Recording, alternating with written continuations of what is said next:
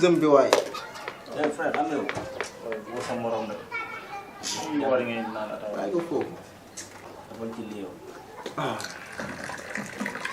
waaw. waaye yow jëloon ma lii woo nga laam si sal. bàyyi mu set. fils. taxawal yow. ndax mu yaa ngi si jàmm. waaye na ngeen dafa koor gi yow foo jógee yow. yow xanaa am nationalité américaine la. tey de bu yoon sa rek nga may jox. mais yow ci koñ bi nga dëgg. fii laa dëgg nii boo jàddee. baaxal ma fii sa numéro après bu ndogu jotee ma ñëw sa gaal ñu baaxal ko. arrête dama bëgg nga arrêté yow pour lan nga ma romb la fi nga di ma laaj sama numéro pour lan la da nga gis si man ñàkk fayda wala ñàkk fula ba naan ma jox ma sa numéro pour yéen xale bu jigéen bu leen romb nag war ngeen am audace wax ak moom man duma genre yooyu de. ak sa tig yu tàng. yow est-ce que Sidi va à l'école.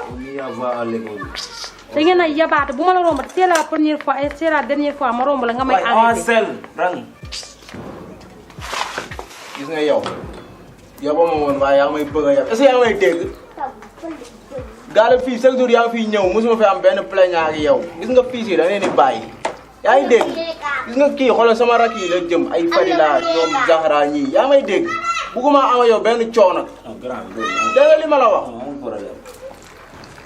fay di féeg yi nag bàyyi sérieux waxoon naa leen keroog avec woon naa leen mais nag ànd neex waaye koo bàyyi mu ànd ak mu dama ko bu ko yéen nag koñ bi xam ne ay morof lan quoi mënuma beru wala may ànd ak ñeneen te du ma ànd ak yéen ndax yéen laa gën a jege mais nag man je m'en vais quoi man ak yéen mënut a nekk quoi parce que ay koñ rek ngeen def xoolal yow la woon ba muy neex yow la woon ba muy neex xoolal yow bu ñu sonal yaa ngi dégg yow kanaara nga yow kanaara nga xoolal kii nañ ko bàyyi mu dem mu ànd ak gàtt ak moom ba mu dem bu fi yow yoroo loolu lekk ñu yor la nga bu fi nekkee di indi ay affaire sax xoolal dañ koy ceebal léegi mu xam defal si kii nañ bi jamaan ma fi beneen kaas daajal la fi déggan bi mooy tàngaloo sax bàyyi waaw laala ci lii rek laala ci lii laala ci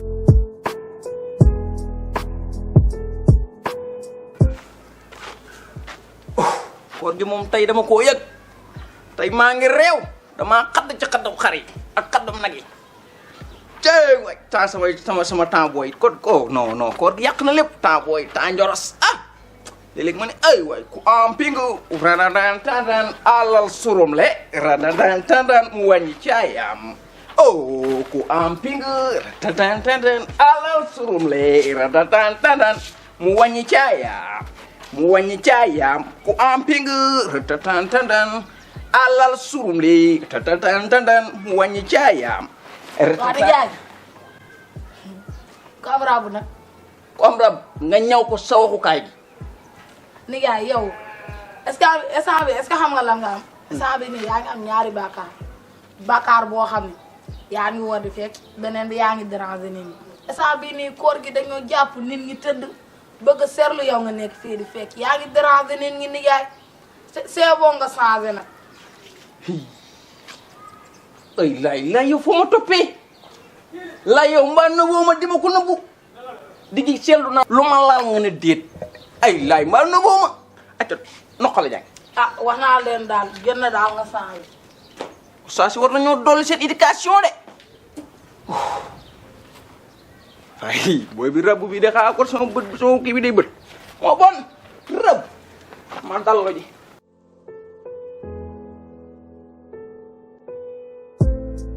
yaa ngi woor. waaw yaay maa ngi woor kay lan la xanaa. Azara sa kanam ji dafa leer tey de. ndax yaa ngi wooram déet. déet jaay bul wax loolu damaa ñeme koor rek moo tax. ah ba.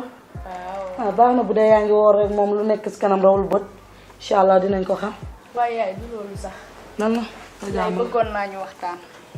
ndax keroog ba may génn fekk naa Xalil fii ci buntu kër gi mi ngi ànd ak ay xaritam yaay boo gisee seen comportement ak seen solin doo leen wax sax doo xam sax ndax ñi ay doomu jullit lañ. ba si lan nag sa seytaane bi ñëwati na kii waru fi indi ay xaritam toog fi di waxtaan ak ñoom. yaay du loolu sax sa Xalil bi mu nekkee yaa ko bàyyee man bëggoon naa ko wax sama papa sax mais xam naa ni su ma ko waxee damay créer problème imagine sama papa bu doon moo ko fekk foofu lan lay mel. bàyyil jàmbur kii xale la war na fi indi ay xaritam toog waxtaan yow gone gu ndaw nga soo leen romb nuyu leen soo leen mënul nuyu nga dem sa yoon waaye bu leen rombati di leen wax benn baat parce que kii sa mag la dee ko bàyyi de. loolu rek laa am lu ma lay wax nag te wax bii nii sa papa bu nga ko jot su ko jotee xale li mun na kaa fajal boppam loolu laa am lu ma lay wax jàlla ni nga romb ma sa seytaan bu rëy bi nii rek ngay def topp gone gi di wax rek waaye kii di ngeen ko bàyyi